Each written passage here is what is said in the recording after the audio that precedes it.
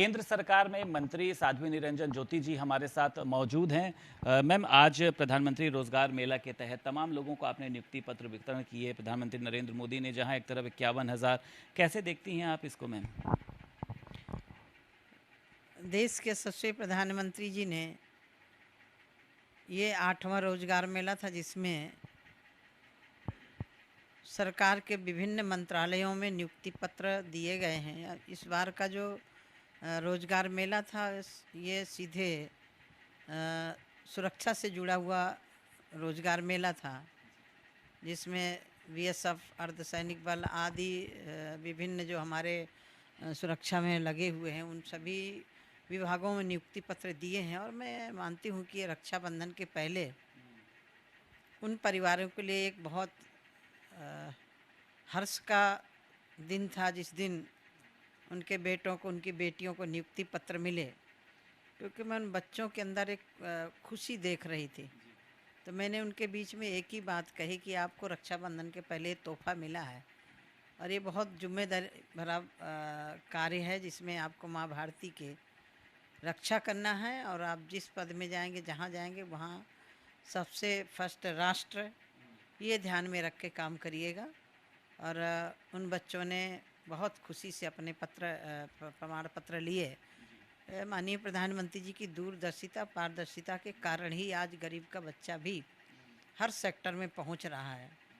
पहले भर्तियां होती थी, रेलवे ट्रैक जाम होता था, हाईवे जाम होता था, लाठियां चलती थी, बौछारें चलती थी, क्योंकि पहले जो होता था वो कहीं ना कहीं रिजेक्ट कर दिया जाता था। कहीं ये भी कहा जा सकता है मैम कि पहले की जो भर्तियां होती थी उसमें पारदर्शिता नहीं होती थी, कब भर्ती आती थी, कब चली जाती थी, बच्चे जो हैं वो भटकते रहते थे। लेकिन अब बच्चों को नौकरी मिल रही है, रोजगार भी मिल रहा है। ठीक बात कही आपने कि अब भटकना नहीं पड़ रहा। जो बच्चे कंपटीशन में आते हैं उनको लिया जा रहा है। वहाँ कोई इंची टैप लेकर के कि नहीं इतने इंच छोटे हो या तुम्हारे श्वास बढ़ गई या तुम्हारे हाइट कम है, ये कुछ करने के सभी वर्ग के किसी भी वर्ग का व्यक्ति, ये बच्चा है वो अपना कंपटीशन करके आया तो जा रहा है।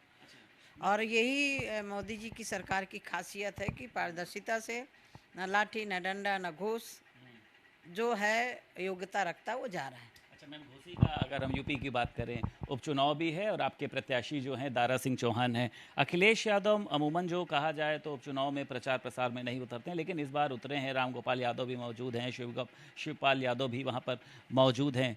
क्या तस्वीर देखती हैं मैम आप? भारतीय जनता पार्टी के प्रत्याशी जीतेंगे, क्योंकि भारतीय जनता पार्टी की चाहे प्रदेश की सरकार हो चाहे केंद्र की सरकार हो, दोनों सरकारों ने काम किया है। मेरे पास जो विभाग है, मुझे मालूम है कि इस प्रदेश में किस तेज गति से 17 के बाद काम हुआ है। सपोज प्रधानमंत्री आवास गरीबों के लिए होते थे, लेकिन 17 के पहले 16 में योजना लागू हो गई थी, लेकिन यही अखिलेश ने लागू नहीं होने दिया था। क्यों नहीं लागू होने दिया था? क्योंकि ये सीधे नरेंद्र मोदी जी को श्रेय जाएगा। श्रेय की बात नहीं है। गरीब को आवास मिलना चाहिए, गरीब को शौचालय मिलना चाहिए, गरीब के घर तक लाइट पहुंचनी चाहिए। ये सोच दूरगामी सोच है कि जो सुविधाएं शहर में मिल रही वो गांव में मिल रही है। माननीय प्रधानमंत्री जी ने किया है। और इस बार जो हमारा अभियान है हर घर नल से जल, उस पर भी सरकार बहुत फोकस काम कर रही है। और सबसे पूरे देश में सर्वाधिक यदि काम कहीं हो रहा है तो उत्तर प्रदेश में हो रहा है। आपको लगता है मैम कि विपक्ष, चाहे कांग्रेस की बात करी जाए, सपा की बात करी जाए, ये इसलिए बौखलाया है कि भारतीय जनता पार्टी जो है वो अंतिम पायदान के बैठे हुए व्यक्ति तक हर एक योजनाओं का लाभ पहुंचा रही? जिस तरीके से आपने आवास योजना की बात करी, चाहे शौचालय योजना हो, सौभाग्य योजना हो, तो आपको लगता है विपक्ष इसलिए बौखलाया, इसलिए वो प्रधानमंत्री नरेंद्र मोदी पर भी हमला करता है लगातार? में जितने इकट्ठे हुए हैं सारे कहीं ना कहीं सत्ता में रहे हैं। या तो उनके करने की इच्छा शक्ति नहीं थी या फिर परिवार के कारण वो कर नहीं पा रहे थे। परिवार का मतलब परिवारता की सोच थी। मोदी जी की सोच अंत्योदय, जो पंडित दीनदयाल जी की सोच थी कि हमारा अंत्योदय जब तक नहीं ऊपर आएगा तो हम कैसे देश को विकसित कर सकते हैं। जिसके छत नहीं थी आज उसके छत हो गए, जिसको शौचालय नहीं था वो उसके घर में शौचालय हो गया, उसके घर में लाइट हो गई, उसके घर में जो सुविधाएं, मूलभूत सुविधाएं होनी चाहिए वो हो गया। पानी पहुंच रहा है, तो जो सुविधाएं चाहिए गांव में हो रही हैं। और ये सोच, ये काम वही कर सकता है जो देख करके आया है, गरीबी को जी करके आया है। असल में सोने का चम्मच लेकर के जो पैदा होते हैं ना, वो गरीब की पीड़ा नहीं समझ सकते। नारे तो बना सकते हैं, नारे तो लगा सकते हैं, गरीबों की आवाज़ बनना और गरीबों के लिए काम करना, ये दोनों में बहुत बड़ा अंतर है। स्वामी प्रसाद मौर्य लगातार बयानबाजी करते हैं, चाहे रामचरितमानस हो, चाहे मंदिरों को बौद्ध मठ बताना हो।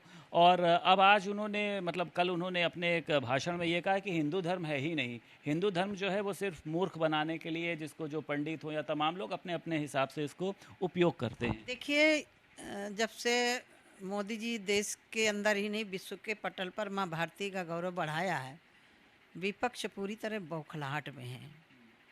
आपने हरियाणा के कुरुक्षेत्र से सुरजेवाल जी का बयान सुना होगा। उन्होंने कहा था जो भारतीय जनता पार्टी को वोट देता है वो राक्षस है, मैं श्राप देता हूँ। ये बौखलाहट में दिया जाता है। स्वामी प्रसाद जी जो बोल रहे हैं उनकी हताशा निराशा बोल रहे हैं। सियासी जमीन बिखर चुकी है, बिखर नहीं रही, बिखर चुकी है। यही कारण है कि बौखलाहट में। और फिर यदि स्वामी प्रसाद और समाजवादी पार्टी के विचार एक नहीं है तो फिर खंडन करें अखिलेश यादव। एक तरफ तुम परशुराम जयंती मना रहे हो, एक तरफ तुम अपने नेताओं के द्वारा। मैनपुरी में डिम्पल यादव कह रही हैं कि हम सनातनी हैं, हम हिंदू हैं। मतलब दोनों ही नेताओं का बयान जो है आपस में मेल नहीं। अखिलेश तय करें ना कि किधर हो आप, ये अखिलेश को तय करना है। अब वो तो क्यों तय करेंगे? मस्जिद में गए तो टोपी पहन लिया, गिरजाघर में गए तो क्रॉस पहन लिया, मंदिर में गए तो चंदन। अब मंदिर में ये जाने लगे क्योंकि अब उनको लगा कि हिंदुओं का अपमान करके ज़्यादा दिन। भारतीय जनता पार्टी ने जो है विपक्ष को राम की याद भी दिला दी और मंदिरों की याद भी दिला दी। मोदी जी का अभिनंदन है कि देश की संस्कृति और देश के लोगों को इग्नोर करके राजनीति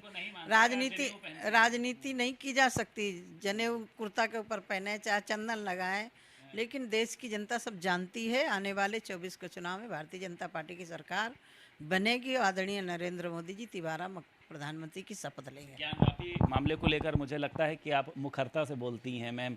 कई बार खुद मुख्यमंत्री योगी आदित्यनाथ ने जब ये कहा था कि मुसलमानों को अपनी ऐतिहासिक भूल को सुधार लेना चाहिए और ज्ञानवापी परिसर को हिंदुओं को सौंप देना चाहिए क्योंकि वहाँ पर एक नहीं हज़ारों प्रत्यक्ष प्रमाण हैं, इसको लेकर किस तरीके से देखती हैं आप? देखिए, मुख्यमंत्री जी ने कहा तो कोई गलत थोड़ी कहा है वहाँ, क्योंकि मस्जिद में कहीं त्रिशूल नहीं होता, मस्जिद में कहीं स्वस्तिक नहीं होता, मस्जिद में कहीं कमल का फूल नहीं होता, मस्जिद में कहीं शंख नहीं होता। ये सारे के सारे प्रतीक मस्जिद की दीवार में जो तथाकथित मस्जिद है वहाँ विद्यमान है। और ज्ञानवापी मस्जिद नाम क्यों रखा? क्योंकि वहाँ शिव जी विराजित, और शिव जी ज्ञान के भंडार हैं। और भंडार को हमारे यहाँ कुआं बोला जाता था। ज्ञानवापी माने कुआं। तो अब उसी स्थान को, ये तो माननीय न्यायालय सबूत के आधार पर चलता है, तो क्यों बौखलाहट है? जांच नहीं होने देना, यदि जांच एजेंसी जा रही है उसका भी विरोध करना।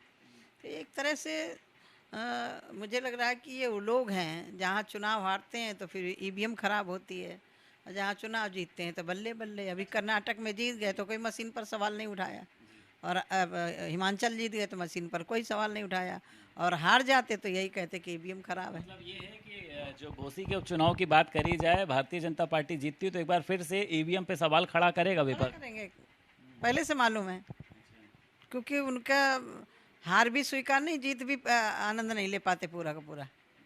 अच्छा मैम, एक आखिरी सवाल।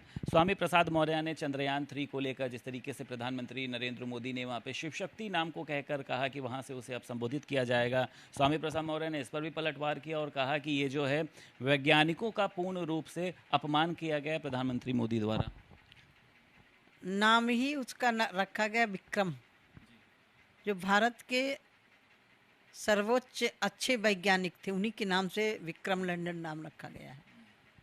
अब ये शिव शक्ति को यदि नहीं मानते तो अखिलेश जी स्पष्ट करें कि उनके नेता सही है कि मोदी जी। बिना शक्ति के चंद्रायन नहीं पहुंचा जा सकता, बिना ताकत के विश्व में अपनी साख नहीं जमाई जा सकती। आज विश्व के अंदर माननीय प्रधानमंत्री जी के नेतृत्व में भारत एक उभरता हुआ देश, शक्ति संपन्न देश, पूरे विश्व ने बधाइयाँ दी। बधाइयाँ नहीं दे सकते तो चुप रहो कम से कम। बहुत शुक्रिया। हमारे वैज्ञानिकों का मनोबल तो न तोड़ो कम से कम। बहुत शुक्रिया मैम, भारत समाचार से बात करने के लिए। हमारे साथ केंद्र सरकार में मंत्री साध्वी निरंजन ज्योति मौजूद थी और साफ तौर पर उनका कहना यह है कि स्वामी प्रसाद जिस तरीके की हिंदू धर्म को लेकर बयानबाजी कर रहे हैं, इसके पीछे पूर्ण रूप से समाजवादी पार्टी और उसके अखिलेश यादव हैं। लखनऊ से वीडियो जर्नलिस्ट कुमार सौरभ के साथ संदीप खेर, भारत समाचार।